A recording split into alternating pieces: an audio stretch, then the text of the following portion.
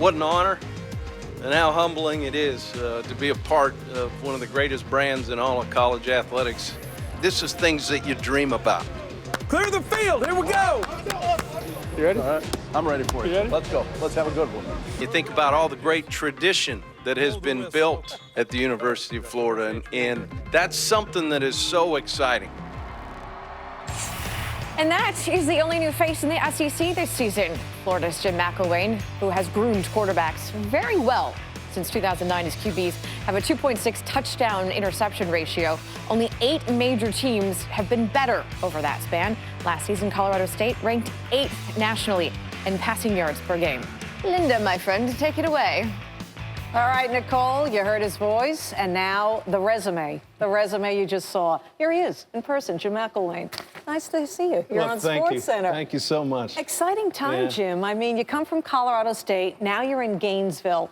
Compare to me the pressure, the expectations of both those places. Well, I got to say, what a great place Fort Collins was in Colorado State, giving us the opportunity to, go in there and coach a ball team. It was great. And yet there's only so many of these opportunities in life, and the expectations, the pressure, that's what you get growing up in Montana. So what the heck? What the heck? Well, Montana, but in Gainesville, but those fans, I mean, here in Gainesville, can you share with us any kind of maybe a tweet or an email or a text or something? I do my best not to look at that stuff, right? But at the same time, I think it's exciting, and any time you have an opportunity in whatever profession it is to go do it at one of the best places there is, that's really what you want to do. Right, you grab it. It's a big dream and you grab it.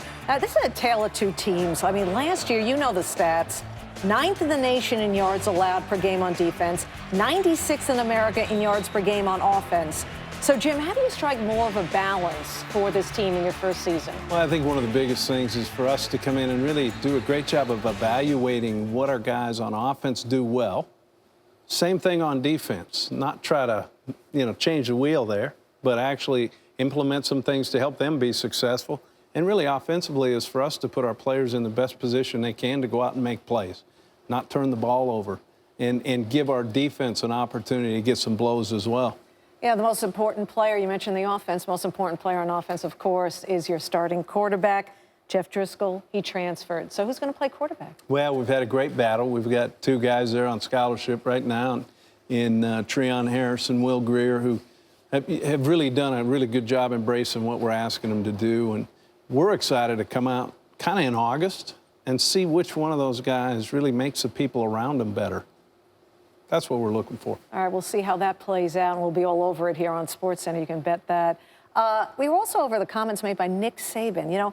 Perhaps because you and him go way back. He's been critical of the NFL handing out grades, like the mock drafts, the grades of college players before they even finish their collegiate season. Thus, maybe they're obsessed with not getting hurt to hurt their status being drafted in the NFL. What's your opinion on that? I mean, you got a guy, Vernon Hargraves. Yeah. He's going 6th in next year's NFL draft, according to our Todd McShay. That's right. And you know what? I think higher. I do. I mean, he's that good a player. And yet, those great ones, what? They're going to always go out and try to be the best they can be in everything that they can do. And yet it's hard, there's a fine balance there. Yeah. It's interesting. You kind of wish, and you wonder some of the advice these young guys are getting and where it's coming from. Right. You really wished at times that maybe they got a little bit better advice. Are you good at that? Are you good at that? Is that one of your strengths as being a head coach? Talking to your players, the advice you give them, being proactive there? Well, not only myself, but really going out and getting experts in the field. They can give them an honest opinion. It's not, some guy, whatever, from home or whatever it is, right? Yeah. But really let them evaluate it. Let them and their family sit down and see if that's the stretch that they want to make. I mentioned you and Nick Saban go way back. You were his offensive coordinator, of course, from 2008 to 2011. What did you learn from Coach Saban about his coaching style and succeeding in the SEC? It was a great experience, and to have that opportunity, I just can't tell you how lucky I was, to be at such a great place like that. History, tradition, and of course, Coach Saban. And yet, there's really 2 things that he left me with, and really, when I first got there, he said, "Look, Mac, whatever you do, work hard and be complete in what you do." And you know what? If we all do that in life, we've got a chance to be successful. Right. Usually the most simple advice is the best advice, Jim. I wonder if you got any advice on your way here up to ESPN. You were with the head coach of course, South Carolina, Steve Spurrier. Those conversations, can we all be flies on the walls? We take a look at a tweet here that said both of you were together up here heading up to ESPN. What was that like traveling with the head ball coach? Well, you know, somebody asked me back at the office, you know, if I minded.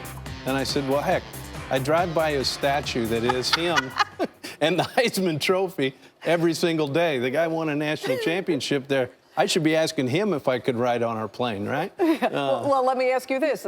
Whose plane was that? It was our Florida plane. Well, see, there it is. You got that. That's right. That's right. He was your guest. That's exactly right. You were the host. That's it. Best of luck Thank you in so Florida. much. Great to really see you, Jim. Appreciate it.